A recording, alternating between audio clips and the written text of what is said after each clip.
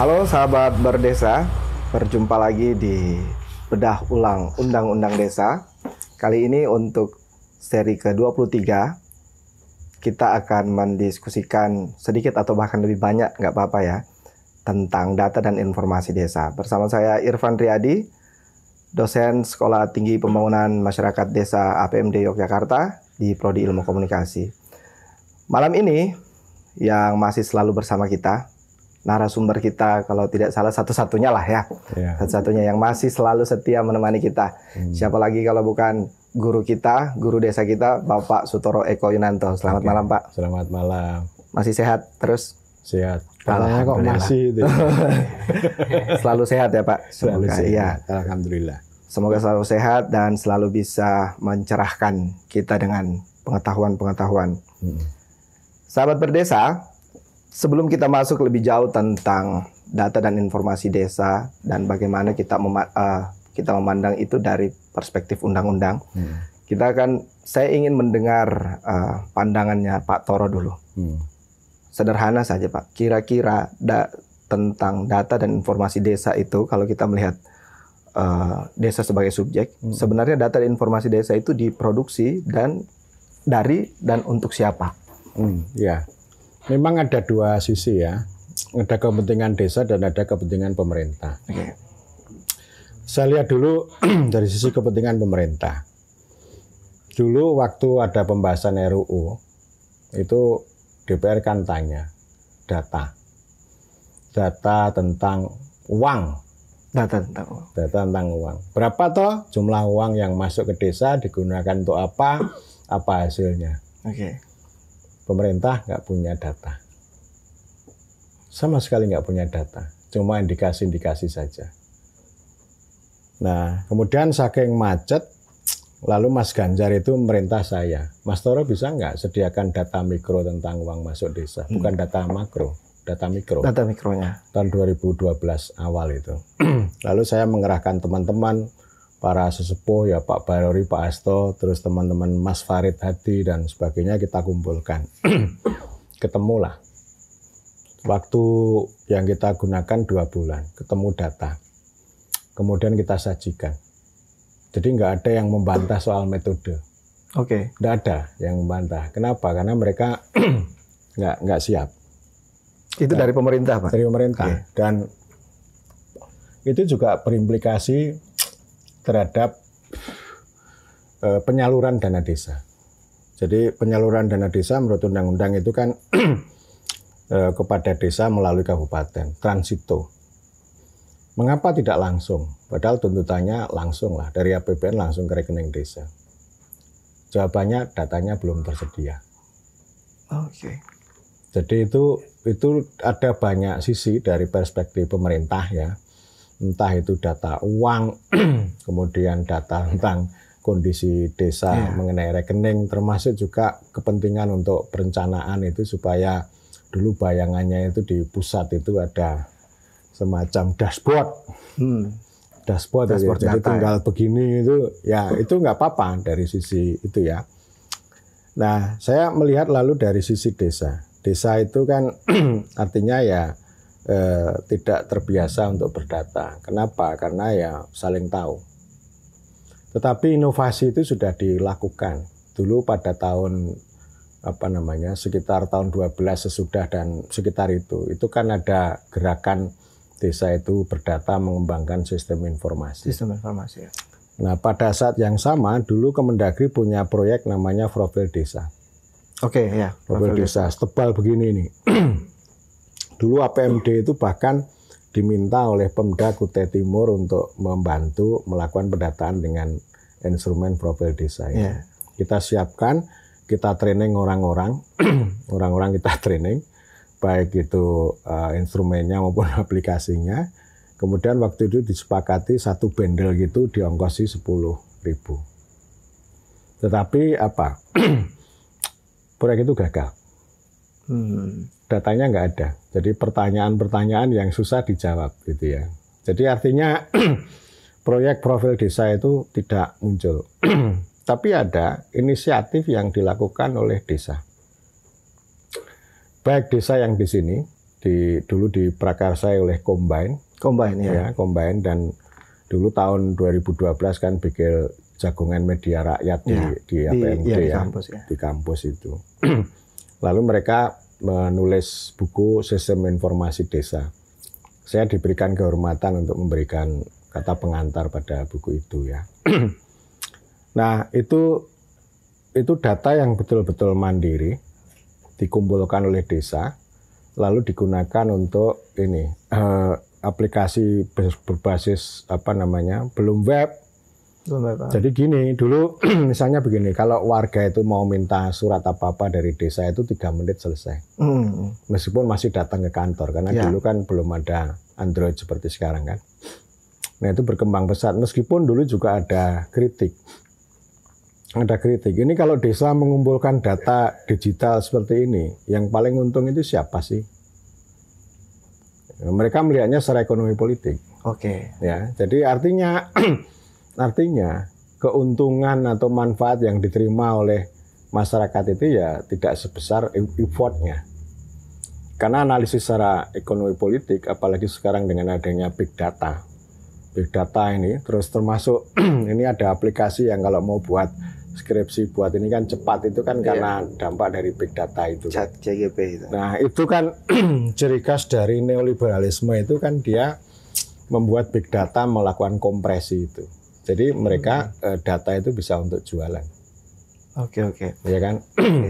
Jadi yang paling dapat untung ya tetap saja juragan.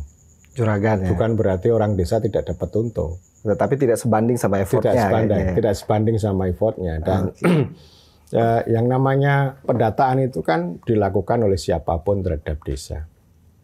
Ya, nanti kita bahas kemudian lah. Jadi saya itu kan terharu, terenyuh, juga prihatin ketika mahasiswa kita dikerahkan untuk melakukan pendataan, lalu datang ke rumah warga, ketemu sama ibu-ibu.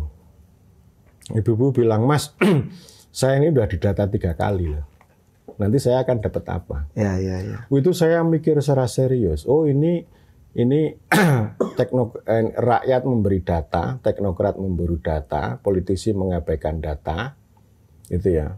Tapi kalau birokrat menyembunyikan data, yang paling untung dari data itu adalah teknokrat pemburu data itu, bukan pada rakyat, karena data yang dikumpulkan dari rakyat itu tidak mengubah hidup mereka. Ya, meskipun begini, ada manfaatnya, tapi tidak sebesar yang janji besarnya. Misalnya dulu desa-desa di sana ya, di daerah timur termasuk di kabupaten yang dekat Bulukumba itu kabupaten apa namanya? Jeneponto ada. Sampingnya Jeneponto, timurnya Jeneponto. Saya nggak ngerti kalau yang dulu bupatinya Pak Gubernur itu loh, Nurdin itu loh. Bantaeng. Itu kan ada namanya Desa Rapoa. Rapoa, ya. Desa Rapoa itu kan bikin peta sosial digital desa. Jadi itu sudah bisa diginikan lah. Oh, sudah bisa dilihat. Oh, ini keluarga miskin gitu kan. Ada yang dikasih tanda merah gitu kan. Nah, itu memang menarik. Artinya untuk kepentingan mereka sendiri, dan itulah yang kemudian mereka sebut istilahnya by name by address lah. Artinya ya mereka bisa memanfaatkan standar atau perangkat teknokratik sekaligus juga peta digital ini untuk memotret keadaan itu dan digunakan untuk kebijakan maupun perencanaan desa. Dan pada waktu itu yang kami tangkap, karena waktu itu kan belum ada dana desa, masih ADD pun kecil. Jadi dulu kan begini, desa itu dalam hal perencanaan itu masih menjadi bagian dari perencanaannya daerah. Jadi desa itu baru mengusulkan saja. Mengusulkan ya, dengan adanya peta sosial digital lalu perencanaannya itu lebih baik gitu ya. Dan yang saya tangkap pada waktu itu bahwa baik data maupun perencanaan desa itu menjadi alat untuk negosiasi mereka dengan kabupaten.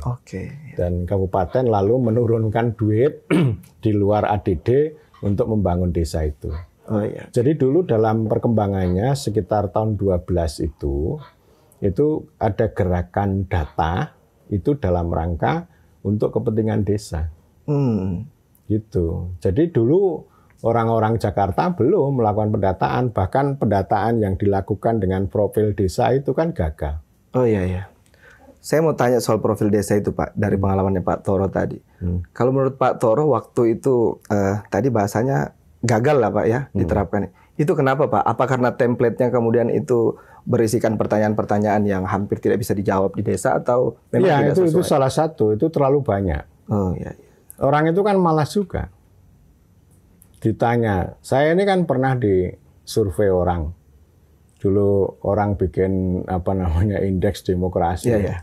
Kan sebegini, saya dikirimi itu. Saya kuesioner. Saya malas saya gitu. Saya malas jawab. Akhirnya apa? Orang itu datang mewawancarai saya. Saya layani wawancaranya. Kalau saya ngisi kayak begini, itu akan saya isi baik semua. Ya. Itu. Saya nggak tahu secara metodologi saya pakai itu error apa-apalah, tapi itu faktanya seperti itu. Oke. Jadi ada faktor subjektif di mana yang disebut responden itu tidak mau menjawab. Atau yang kedua juga karena pertanyaannya terlalu banyak, datanya nggak ada. Iya, iya. Nah, kalau kita... Saya itu sudah agak lupa ya item-item pertanyaannya itu. Tetapi pertanyaan itu memang barangnya nggak ada di desa. Oke. Nah, sekarang kalau kita kaitkan sama Undang-Undang Desa, kan ini pasal bagian ketiga pasal 86 kalau tidak salah Pak. Itu kan bahasanya itu tentang sistem informasi desa dan pembangunan kawasan perdesaan. Itu kan jadi bisa mengerucut di situ Pak. Nah, kalau tidak salah itu di ayat satunya itu kan bunyinya bahwa kayak perangkat-perangkatnya itu atau datanya itu disediakan oleh pemerintah kalau tidak salah ya.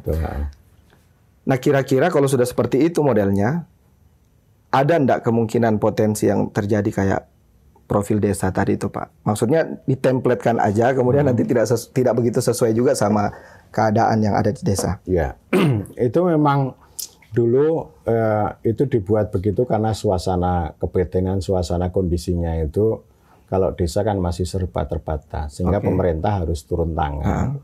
Turun tangan membuat sistem informasi termasuk melakukan pendataan, baik untuk kepentingan desa maupun untuk kepentingan pemerintah. Ya. Jadi itu maknanya di situ. Termasuk tadi ya, misalnya untuk membuat istilahnya inline ya, satu garis antara perencanaan desa sampai perencanaan nasional itu bisa dilihat dengan dashboard tunggal di kantor Istana Presiden. Oke. Ya. Tujuannya begitu. Dulu bahkan Budiman Sujatmiko itu juga punya sendiri dia, kan gitu, Sideka atau apalah gitu ya. Jadi masing-masing itu punya klaim, punya kelebihan macam-macam ya.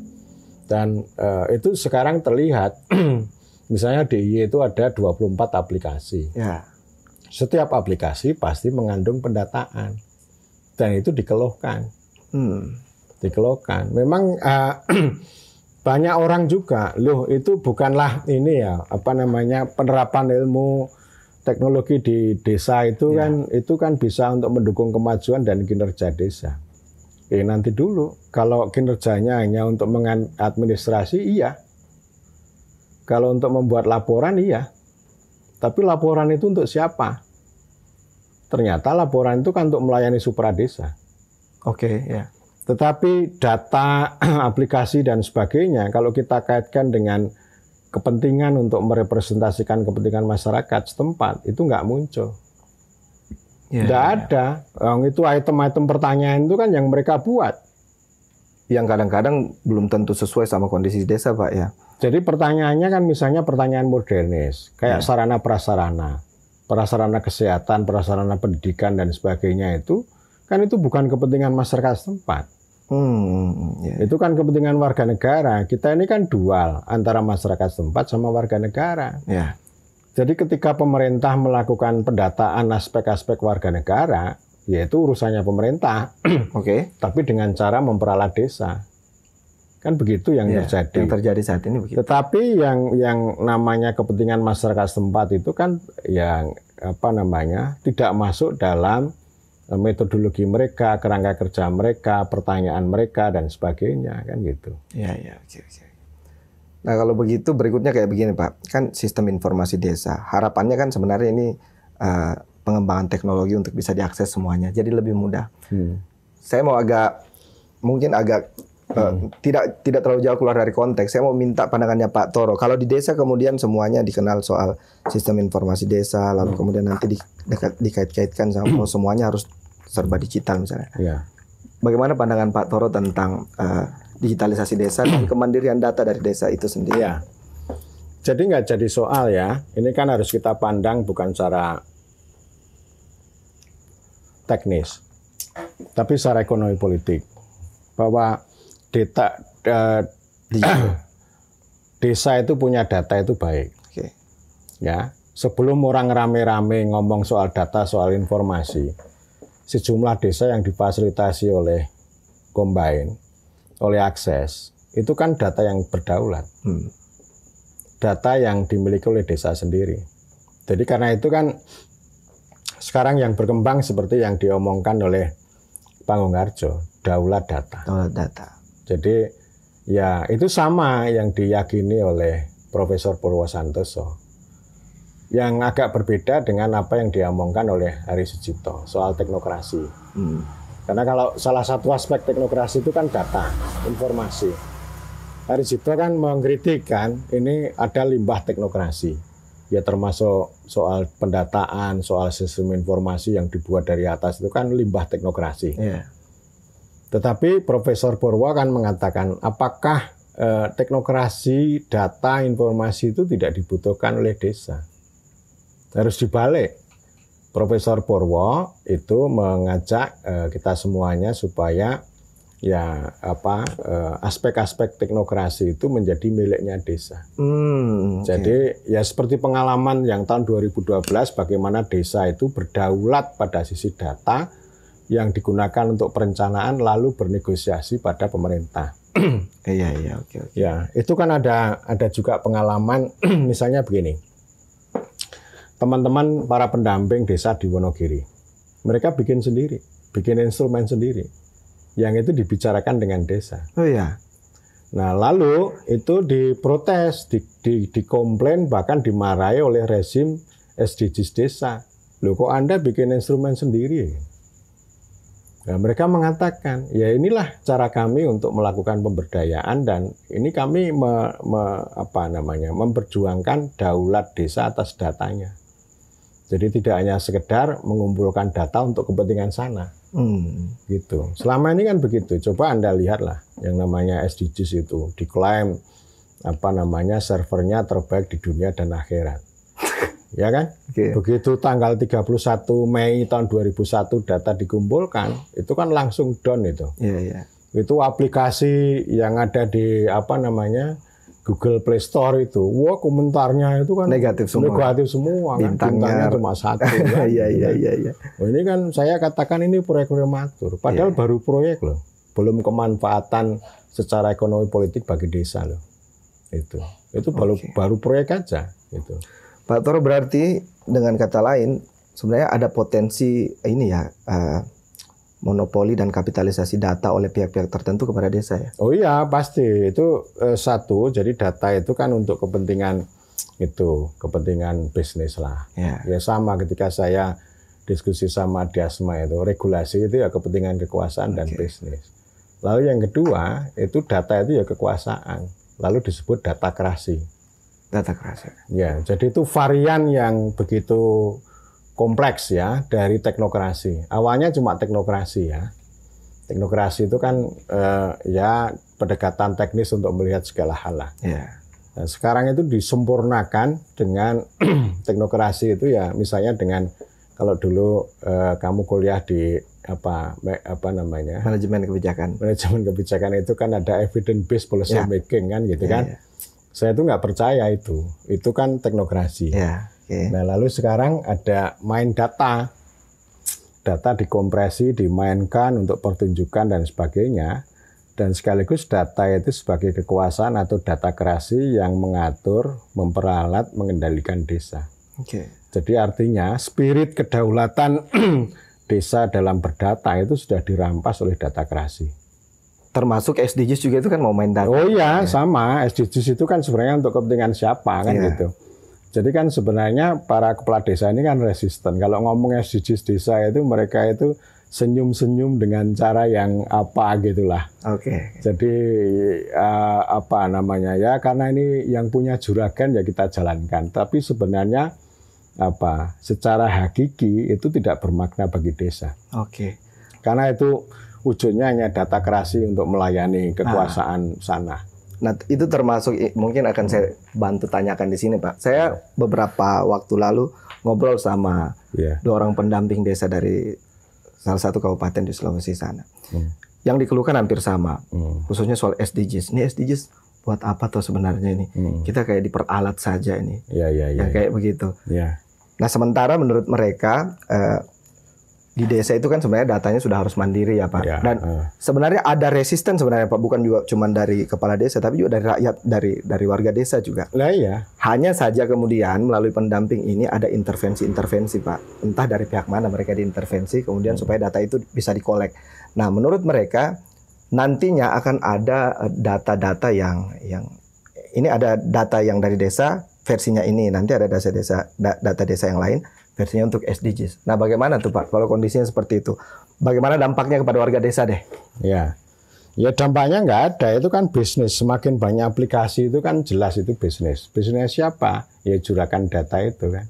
Dampaknya nggak ada itu hampir berarti sama saja bisa kita katakan dirugikan warga desa. Itu kan ketika orang melakukan pendataan itu kan kalau misalnya orang tanya ini untuk apa? Ya. Ini untuk kebijakan Bu. Nah. Kan begitu.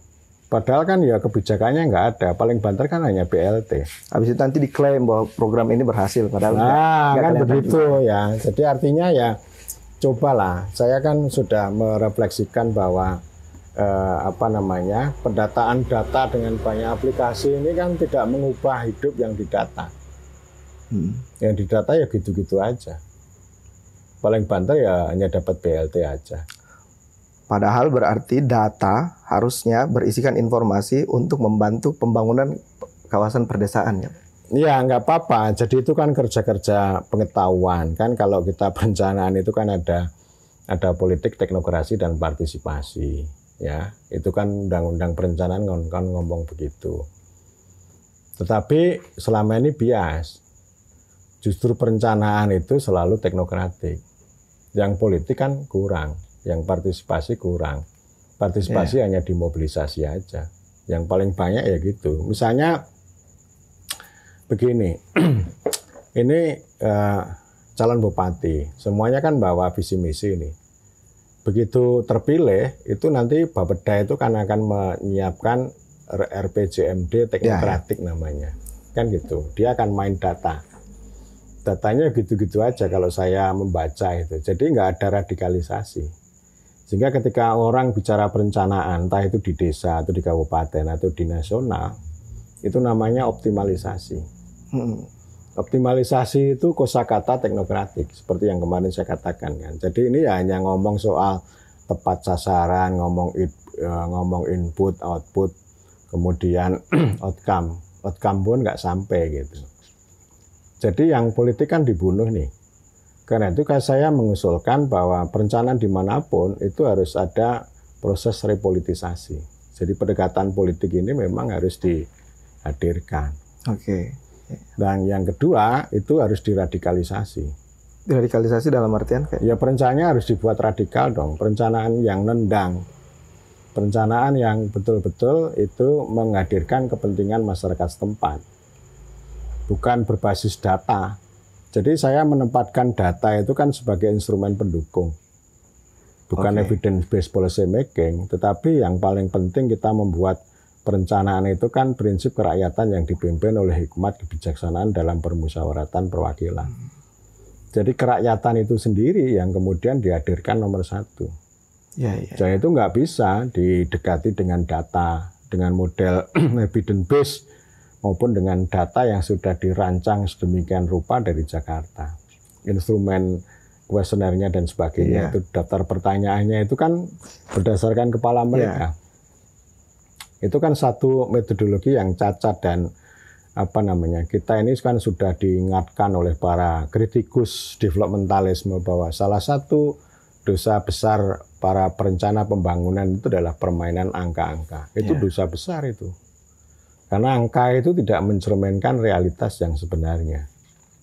Karena itu kan saya selalu mendorong gimana toh cara kita membuat evaluasi dan report itu tidak hanya dengan angka-angka itu, tetapi dengan storytelling. Narasi. Dengan narasi. Yeah. Ya kalau nggak bisa nulis ya story lah. Yeah. Ya baik di desa maupun di kabupaten, di kecamatan itu kan dengan cara story, dan memang story ini dasarnya adalah kejujuran. Iya, yeah. Itu kan yang nggak ada, karena yang namanya kita main data itu kan selalu simplifikasi dan manipulasi. Walaupun kadang-kadang kaum data, orang-orang yang main data ini angka-angka selalu bilang bahwa ini data yang paling jujur kayak gitu Pak ya. Ya padahal kan kadang-kadang bisa diakalin juga sebenarnya. Pak Toro begini, di episode sebelumnya saya dengar Pak Toro membahas dengan Mas Diasma itu ada tentang ketahanan.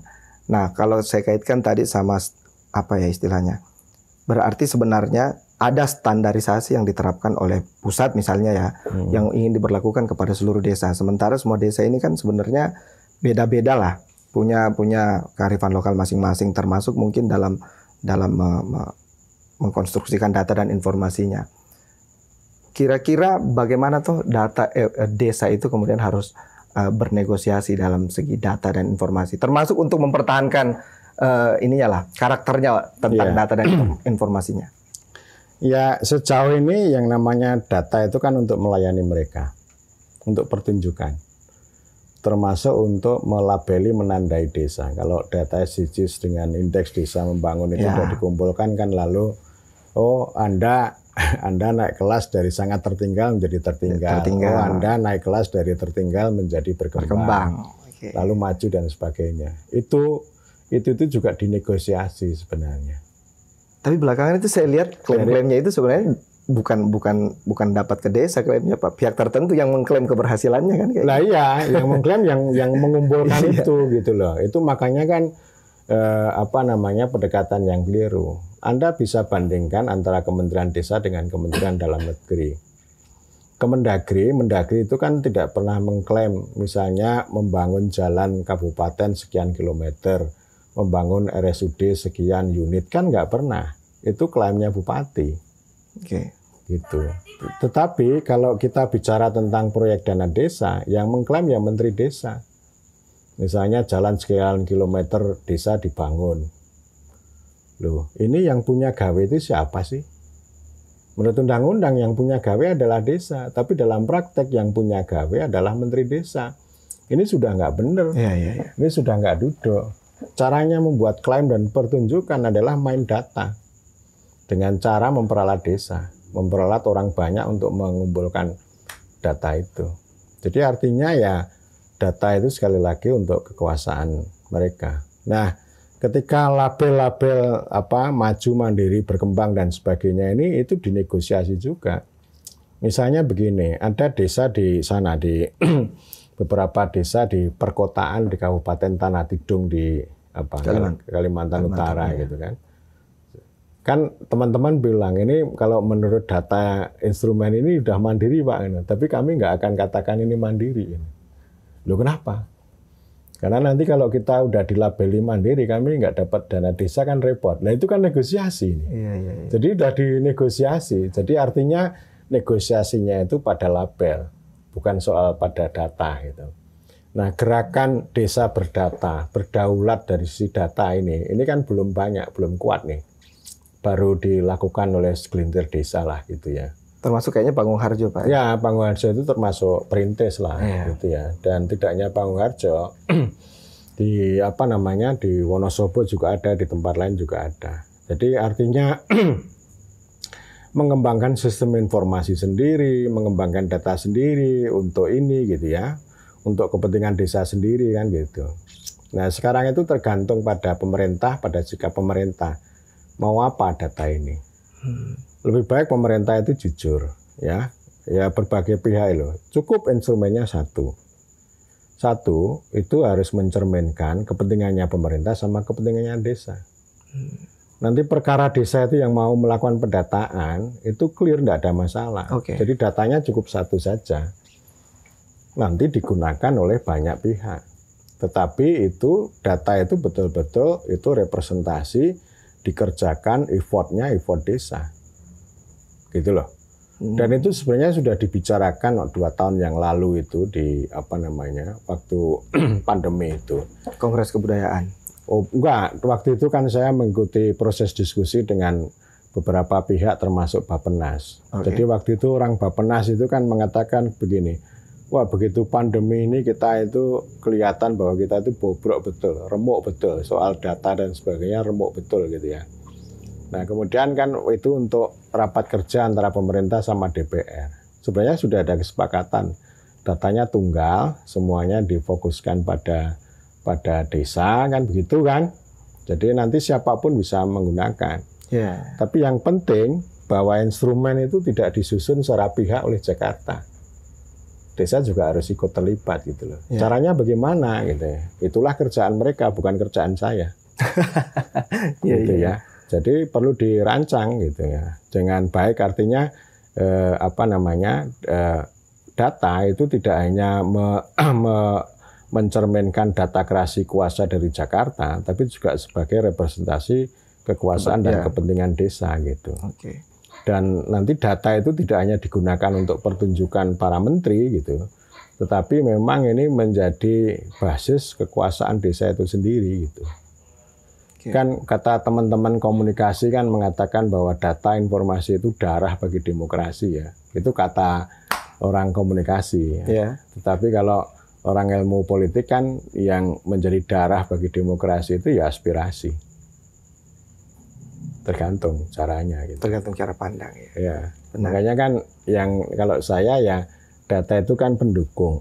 Jadi artinya begini. Ini kan ibarat pemerintahan itu kan berpangkal dari politik, berujung pada ekonomi. Politik itu apa? Politik itu ya soal aspirasi, soal kepentingan. Dan itu dibicarakan sehari-hari, menjadi buah bibir lah. Bisa di level desa, bisa di level daerah. Petani itu aspirasinya apa? Sudah jelas, semuanya orang udah tahu. Ya. Jadi misalnya petani mengeluh soal 2 poin. Soal pupuk sama soal harga gabah. Pupuk mahal, harga gabah anjlok. Ya, kan jelas. Masalahnya jelas. Lalu ketika kita diskusi, ketika kita mengambil kebijakan, nggak usah ngomong data dulu. Nggak usah ngomong data. Tapi ngomong ini masalahnya di mana. Kenapa kok harga pupuk itu ini? Ya. Lalu mengapa harga gabah anjlok? Ini kan soal politik ekonomi nih, soal tengkulak, soal penumpang-penumpang gelap di pasar itu. Ya. Baru kemudian nanti main data. Data itu sifatnya pendukung. Jadi maksud saya begini, politik di awal, kemudian itu politik itu dirumuskan menjadi kebijakan dan keputusan, lalu diantarkan oleh koridor hukum. Lalu yang berikutnya, baik itu politik dan hukum ini, itu dieksekusi oleh administrasi. Administrasi itu adalah cara untuk mengeksekusi. Dan administrasi itu bisa didukung dengan manajemen teknologi data dan sebagainya. Jadi data itu sifatnya untuk mendukung ini. Polisinya apa? Polisinya saya mau mengangkat petani menjadi berdaulat, ya, pupuk tersedia, ya. Pupuk dengan harga murah, nanti harga gabah itu menjadi lebih menguntungkan bagi petani. Itu kan polisinya begitu, ya. Baru kemudian dijabarkan. Itu administrasi tugasnya kan memformulasikan, menjabarkan. Jangan mengatur yang di sini. Kan biasanya orang lalu mengatakan kan, oh itu politik itu goblok tuh, itu nggak ngerti data. Ya jangan begitu dong. Karena politik mengambil keputusan itu berbasis aspirasi. Malah sebenarnya kalau aspirasi itu juga bisa jadi data nantinya Pak kan? Nah iya, aspirasi itu bisa diuraikan, bisa dijabarkan, didukung dengan data. Ya. Itu. Nah selama ini orang itu berputar-putar di data itu. Data itu mengatur yang di sini. Gitu loh. Iya. Jadi ketika orang diskusi datanya bagaimana? Oh, ini orang goblok ini. Orang mengaku pinter tapi goblok. Padahal udah jelas, orang udah tahu yang namanya itu kan udah jadi rahasia umum, jadi buah bibir gitu loh. Itu baru 1 poin loh soal petani loh. Belum nanti kita bicara yang lain kan. Masalahnya itu sudah jelas. Orang kan bisa bercerita, rapat itu bercerita. Kondisinya seperti ini, kondisinya seperti ini. Itu yang harus dikedepankan sebenarnya, Pak. Iya, itu kan yang disebut Anom Surya Putra itu sebagai kekuasaan komunikatif itu di situ. Ya. Gitu loh. Dan jadi itu basicnya kejujuran itu, Pak. Iya, jadi artinya orang itu jangan sibuk membicarakan data. Data itu sebagai instrumen untuk mendukung eksekusi kebijakan. Gitu loh. Ya. Misalnya begini. Nanti oke deh, policy-nya adalah subsidi. Subsidi ya. Lalu subsidi itu kan akan dihitung berapa ini yang mau kita subsidi supaya tepat sasaran bagaimana. Nah itu kan baru bicara data. Ya. Jangan ngomong data dulu baru meributkan soal policy, nggak akan jadi. Itu kan sama dengan orang mau menyusun APB desa, itu ribut dulu teknisnya. Teknis itu ya bikin survei desain, bikin RAB, lama ini. Sementara perangkatnya nggak ada, sehingga ini yang terjadi teknis mendahului politik. Ini nggak benar, nggak boleh. Teknis itu harus mendukung politik, memudahkan politik. Saya sarankan ya, misalnya dari sisi manajemen, dari sisi teknik, teknologi itu kan begini. Bikin standar biaya. Kalau kita mau membangun jembatan itu kan ada standar biayanya itu. Sudah ada perhitungannya. Misalnya 1 meter berapa. Kan jelas itu, kalau ini jembatan ini 4 kali 6 kan bisa dihitung. Oh misalnya unit price-nya misalnya 10 juta. Ya 10 juta kalikan 24 dong. Udah ketemu. Nggak usah pakai survei desain dulu, nggak pakai RAB, baru pakai APB desa. Itu artinya apa? Teknis itu mendahului dan mengatur politik. Ya. Jadi teknis itu juga mengandung data. Yang namanya survei desain RAB itu kan padat dengan data gitu. Ya, gitu loh. Itu namanya kebolak-balik. Bukan berarti saya anti data, tetapi maksud saya data informasi itu harus dijadikan supporting system sebagai pendukung atas politik. Kalau itu data di depan atau teknologi atau teknis itu di depan, itu namanya teknokrasi, bukan demokrasi. Oke. Itu bukan kerakyatan yang dipimpin oleh hikmat kebijaksanaan. Oke. Tapi nggak tahu itu sila keempat itu mungkin bisa diganti. Bisa diganti misalnya keahlian yang dipimpin oleh data. Kan gitu. Ini namanya datakrasi. Iya, datakrasi. Jadi teknokrasi, datakrasi itu satu paket. Sila keempat itu apa namanya? Itu demokrasi itu. Oke. Ya, semakin menarik sahabat berdesa. Tapi kemudian sebagai kita sudah memasuki sesi-sesi akhir ini. Tadi Pak Toro menyarankan bahwa kondisi idealnya sebenarnya teknis itu sebenarnya di belakang ya Pak ya. Kedepankan dulu proses politiknya. Teknis dan data itu harusnya menjadi support system. Nah, sebagai penutup Pak Toro, kita boleh dengar, tadi sudah ada saran, kita boleh dengar satu closing statement tentang bagaimana tuh datakrasi itu sebenarnya harus berperan antara negara dan desa. Ya itu tadi istilahnya data itu harus kita dudukkan dulu sebagai basisnya desa, sebagai boleh mau teknokrasi, mau datakrasi atau apa, tapi bukan datakrasi yang menindas memperalat desa, tapi desa yang bisa berkuasa secara berdaulat atas desa itu untuk kepentingannya sendiri, dan pemerintah itu kalau mau butuh data minta pada desa. Minta pada desa. Iya, bukan menyuruh memperalat desa untuk mengumpulkan instrumennya untuk dibuat dari sana, iya. Bukan. Ya, jadi itu daulat itu kan penting itu, ya. Jadi desa jadi lebih kuat. Salah satu cara untuk membuat desa kuat seperti dimandatkan oleh Undang-Undang Desa ya dengan itu, daulat data desa itu. Oke. Ya. Sip, ya. Terima kasih Pak Toro. Oke. Saya rasa closing statement-nya cukup jelas sekali bahwa memang desa harus mandiri secara data dan juga nantinya berdaulat. Oke, berdaulat dari sisi data misalnya. Kemudian nanti data itu kita tidak anti sama data, tetapi kemudian nanti ketika ada yang ingin membutuhkan sebaiknya itu nanti ngambilnya ke desa gitu ya Pak. Mintalah. Ya, mintanya ke desa. Syukur bayar lah. Ya, jadi ada dampak ekonominya juga bagi desa. Bayar. Ya, pemerintah minta ini kalau ya. Selama ini sama dulu pengalaman ini ya. Ketika Amerika nyoba nuklir tahun 50-an akhir ya. 50-an nuklir itu loh, itu kan nggak ada tempat untuk uji coba. Ya. Lalu ada negara bagian namanya Sierra Nevada yang ada tempat untuk tinju itu loh, untuk judi sama tinju. Kota apa namanya? Sekarang Las Vegas. Las Vegas, Yes. ya.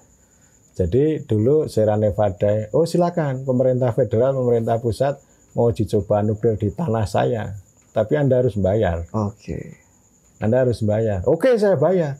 Lalu duitnya itu digunakan untuk membangun Las Vegas. Bangun kota Las Vegas itu. Ya. Itu sehingga mereka itu kan apa namanya di Amerika itu kan negara bagian yang di tengah itu kan kering. Iya. Kering, jadi miskin lah gitu ya. Nevada, Texas, Las Vegas sekitar situlah ya. Iya, jadi akhirnya kan dia bisa itu namanya negosiasi ya. Jadi besok juga gitu, kalau data ini apa namanya desa secara berdaulat siapapun yang butuh data ini Anda bayar, gitu dong. Oke. Nah, gitu. Siap.